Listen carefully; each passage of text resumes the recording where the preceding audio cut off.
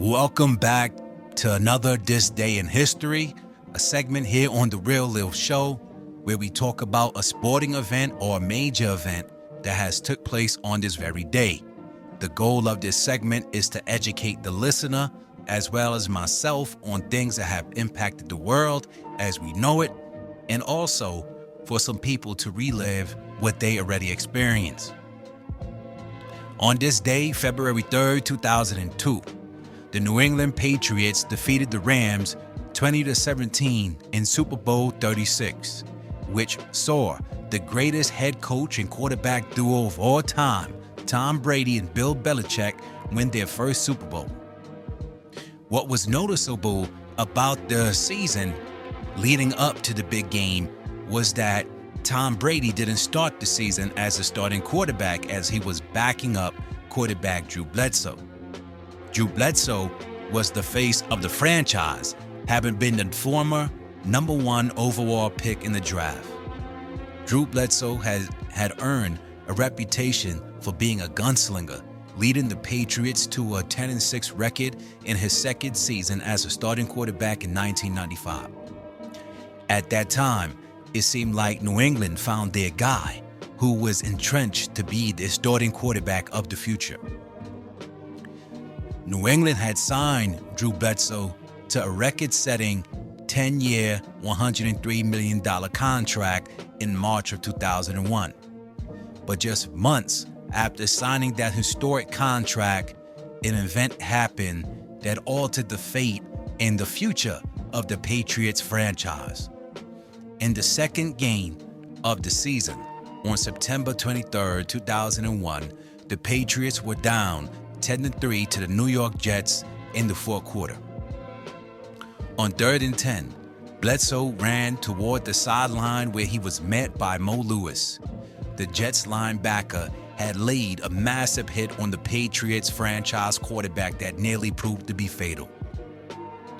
Bledsoe was rushed to Massachusetts General Hospital, where it was discovered he suffered internal bleeding in his chest. While he was being treated for the life-threatening injury, second-year quarterback Tom Brady finished the game in his place. Brady went on to go 5-2 in the next stretch of games before Bledsoe was medically cleared to return to the field in Week 10. It was widely expected that Bledsoe would resume his starting duties when he was ready, but Belichick had other plans. The second-year Patriots head coach named Brady the starting quarterback for the team's Week 11 showdown with the St. Louis Rams, a decision that was met with plenty of controversy. Tom will be the quarterback. I think that I want to make it as clear as I can that this is not about Drew losing a job or being beat out or anything like that. Are you hurt, frustrated, or how do you feel? Next question. In any way, did you see this coming, Drew? I'll just put it this way. I look forward to the chance to compete for my job. Nevertheless, Brady remained the starting quarterback as the team went on to beat the Raiders in the divisional round of the playoffs, which spawned one of the more controversial calls of all time, the tuck rule. In the AFC Championship, however, the quarterback controversy came back as Bledsoe replaced an injured Brady during the second quarter and took advantage of his opportunity, propelling his team to a 24-17 victory that punched their ticket to the Super Bowl. Brady's ankle healed in time for the Super Bowl, and Belichick, once again, was brought a decision that he had to make, and Belichick stuck with Tom Brady as the starter versus the greatest show on turf, the St. Louis Rams. The term refers to the Rams' offense that completely revolutionized the NFL with its air attack led by quarterback Kurt Warner, Marshall Faulk, Isaac Bruce, and Torrey Holt. In the 3 decades between 1969 and 1968, the average quarterback rating in the NFL rose 6.7 points, passing totals that increased 27.5 yards per game, and completion percentage grew. The Rams had reinvented the game with their high-octane offense with an emphasis on the passing game. The Rams had a previous quarterback controversy of their own, as their starting quarterback at the time, Trent Green, suffered a season-ending injury. Instead of signing a veteran quarterback to start, head coach Dick Vermeil made one of the gutsiest coaching decisions in NFL history, choosing an unproven, no-name, 27-year-old Kurt Warner as his starter. Kurt Warner responded with one of the single greatest individual seasons in the history of the NFL Football League. He threw for 41 touchdowns, joining Dan Marino as the only players in NFL history to throw 40 touchdowns in a season. His 4,353 passing yards ranked second in the NFL, and he had the 14th highest single-season total ever in his first season. Heading into the Super Bowl matchup, the Rams were the heavy favorites to win, but the game would turn out to be different.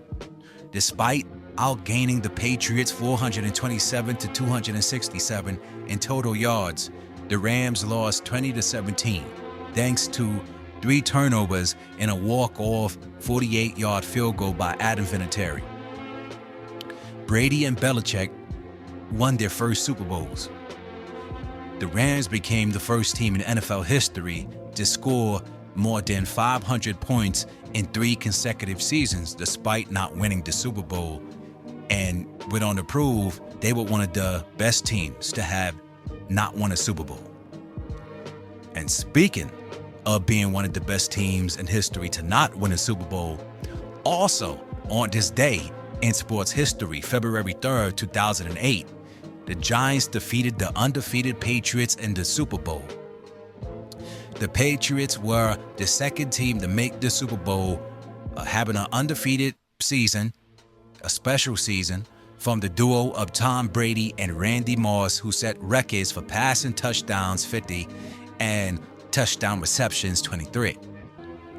What was ironic was that the Patriots played the Giants earlier in the regular season in a 38-35 thriller on Saturday night in East Rutherford, which ended up being arguably the most dramatic regular season game in the history of the NFL.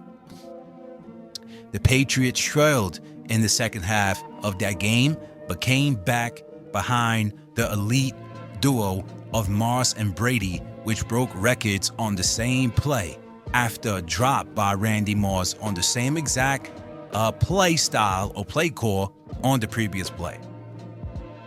The game served as a thrilling preview to what would be a dramatic Super Bowl 42.